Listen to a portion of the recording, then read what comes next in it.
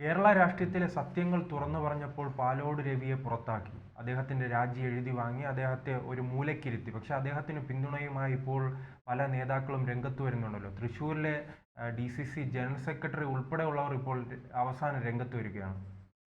പാലോട് രവി ഇത് പറഞ്ഞപ്പോൾ ചിലർ പറഞ്ഞു ഈ സീറ്റ് മോഹിയാണ്, പിന്നെ ഇനിയും മത്സരിക്കണം, അപ്പോൾ അതിനുവേണ്ടി വാർത്തയിൽ ഇടം പിടിക്കാൻ വേണ്ടി ചെയ്ത തന്ത്രമാണ്.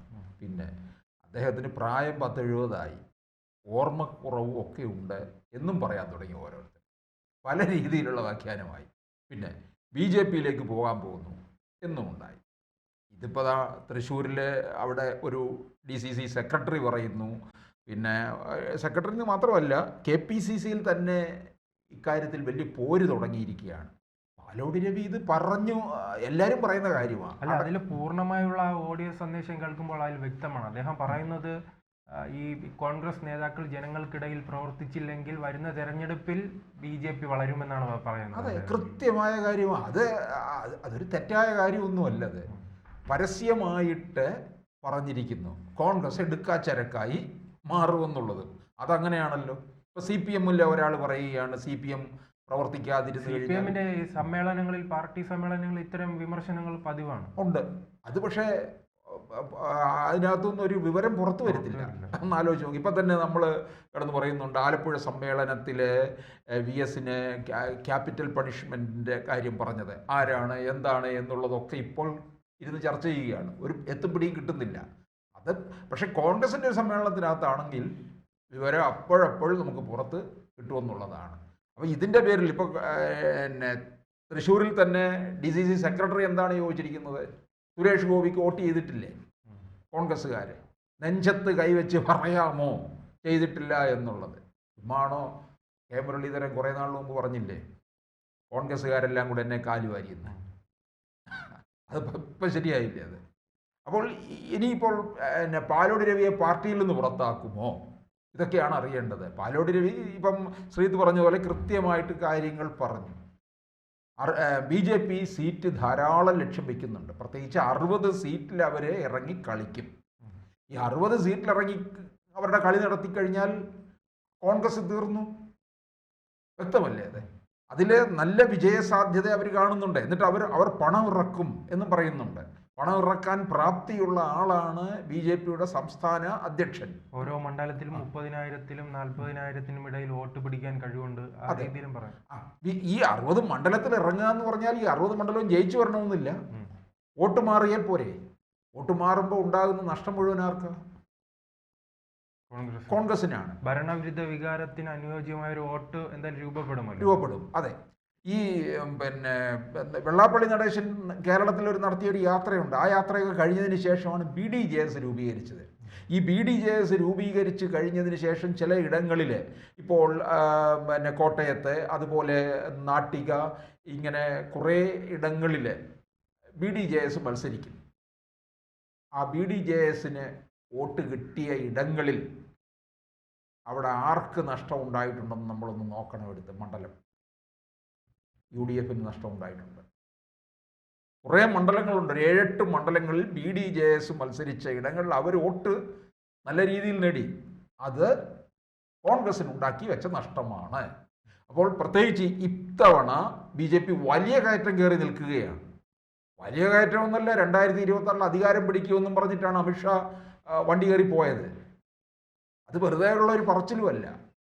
അപ്പോൾ അവർ പിടിക്കുന്ന വോട്ട് കോൺഗ്രസ്സിന് നഷ്ടമുണ്ടാക്കും എന്നുള്ള കൃത്യമായ ഒരു കണക്കാണ് അദ്ദേഹം പറഞ്ഞിരിക്കുന്നത്. ഇതിപ്പോൾ ഞാൻ ചോദിച്ചോട്ടെ, അദ്ദേഹം പുറത്തൊരു വേദിയിൽ നിന്നുകൊണ്ട് മൈക്കിലൂടെ സംസാരിച്ചാലും ഇത് കാര്യം ആണത്. അപ്പോൾ പ്രവർത്തകർക്ക് തോന്നുന്നു, പ്രവർത്തകർക്കൊരു ആവേശം ഇനിയെങ്കിലും ഉണ്ടാകേണ്ടിയിരിക്കുന്നു. ഇല്ലെന്നുണ്ടെങ്കിൽ കോൺഗ്രസ് പ്രവർത്തകർ സൂചിപ്പിച്ച പരാതിയാണ് അദ്ദേഹം ആ സന്ദേശത്തിലൂടെ പറയുന്നത്. കാരണം കോൺഗ്രസ് പ്രവർത്തകർക്ക് തന്നെ പരാതി ഉണ്ടല്ലോ. എപ്പോഴും നേതാക്കൾ വെള്ളയും ധരിച്ച് കാറിലൂടെ യാത്രയാണ്. ഈ താഴെക്കടിയിലുള്ള അണികളുടെ പ്രശ്നങ്ങൾ മനസ്സിലാക്കാനോ വോട്ടർ പട്ടികയിൽ പേര് ചേർക്കാനോ ബൂത്ത് പ്രവർത്തനത്തിനോ ഒന്നും നേതാക്കളെ കാണാനില്ല. അത് മുരളീധരൻ തന്നെ നേമത്ത് മത്സരിച്ച ശേഷവും തൃശ്ശൂരിൽ പരാജയപ്പെട്ട ശേഷവും പറയുകയാണ്, ബൂത്ത് പ്രവർത്തകരൊന്നുമില്ല, പോസ്റ്റ് ഒട്ടിക്കാൻ ആളില്ല. ആ രീതിയിൽ ഒരു ദയനീയാവസ്ഥയിലേക്ക് അന്ന് പറഞ്ഞ കെ മുരളീധരൻ പറഞ്ഞപ്പോൾ നടപടിയില്ല, പാലോട് രവി പറഞ്ഞപ്പോൾ വലിയ പ്രശ്നമായി അതെ. മാറി. ഇപ്പോൾ KPCC-യിൽ തന്നെ പോര് നടക്കുന്നുണ്ട്. കാരണം പാലോട് പറഞ്ഞത് ശരിയായ കാര്യമാണ്. തദ്ദേശ തെരഞ്ഞെടുപ്പിൽ എങ്കിലും താഴെ തട്ടിലേക്ക് ഇറങ്ങി വരണം. കാരണം BJP തുടങ്ങിയിരിക്കുന്നതൊക്കെ ഇവരറിയുന്നുണ്ട്. മിഷൻ 100 എന്നൊക്കെയുള്ള പേരിൽ തദ്ദേശ തെരഞ്ഞെടുപ്പിൽ നടത്തുന്ന ഒരുക്കങ്ങൾ, അതും പോരാഞ്ഞിട്ട് 26-ലെ നിയമസഭാ തെരഞ്ഞെടുപ്പിലെ സ്ഥാനാർത്ഥികളെ എവിടെയൊക്കെ നിർത്തണം, ആരായിരിക്കണം എന്നുള്ളതും അവർ ഏകദേശം തീർച്ചപ്പെടുത്തിയിരിക്കുകയാണ്. അവർക്ക് വിജയ ഉറപ്പുള്ള സീറ്റിൽ തീർച്ചപ്പെടുത്തി കഴിഞ്ഞു. അനൗദ്യോഗികമായ രീതിയിൽ പ്രഖ്യാപനം നടന്നു. ഇനി ഔദ്യോഗിക പ്രഖ്യാപനം മാത്രമേ ഉള്ളൂ. അതിനി സമയമുണ്ട്. അപ്പോൾ ഈ അനൗദ്യോഗിക പ്രഖ്യാപനം നടത്തിയത് തന്നെ എന്തിനാ? ഈ പഞ്ചായത്ത് തെരഞ്ഞെടുപ്പ് മുന്നിൽ കണ്ടുകൊണ്ട് അവിടെ പിന്നെ മണ്ഡലങ്ങളിൽ പോയി പ്രവർത്തിച്ചു കൊള്ളാൻ വേണ്ടിയിട്ടാണ്. അപ്പോൾ അത്രയും കരുതലോടെ പ്രവർത്തനം നടത്തുന്ന BJP-യുടെ മുന്നിൽ അടിയറവ് പറയാൻ പോകുന്നത് കോൺഗ്രസ് ആയിരിക്കുമെന്നാണ് പാലോട് രവി വ്യക്തമാക്കിയിരിക്കുന്നത്. പാലോട് രവി ഒരു സെൻറ്റൻസ് കൂടി കൂട്ടിച്ചേർത്തു. അതായത് കോൺഗ്രസ് എടുക്കാച്ചരക്കായി മാറുമെന്നുള്ളത്. അതാണ് ഇവർക്ക് വലിയ ക്ഷീണം ഉണ്ടാക്കിയത്. എടുക്കാച്ചരക്കായി മാറും, പിന്നെ ഘടകകക്ഷികളെല്ലാം പോകുമെന്നും പറഞ്ഞു. പ്രത്യേകിച്ച് മുസ്ലിം വോട്ടുകൾ.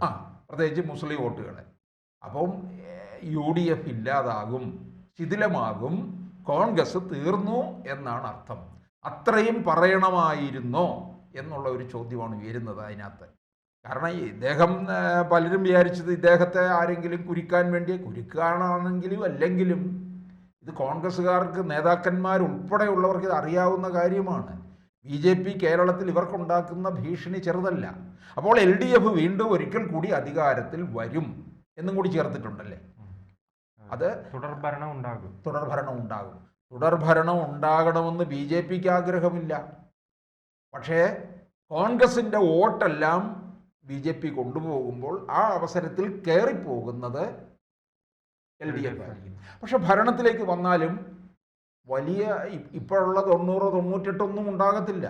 നേരിയ ഭൂരിപക്ഷം മാത്രമേ ഉണ്ടാകാനുള്ള സാധ്യതയുള്ളൂ. ചിലപ്പോൾ അറിയത്തില്ല, തൂക്ക് സഭയിലേക്ക് വരെ 2026-ൽ പോകാൻ സാധ്യതയുണ്ട്. അതിപ്പോൾ നമുക്ക് കൃത്യമായി പറയാൻ പറ്റത്തില്ല.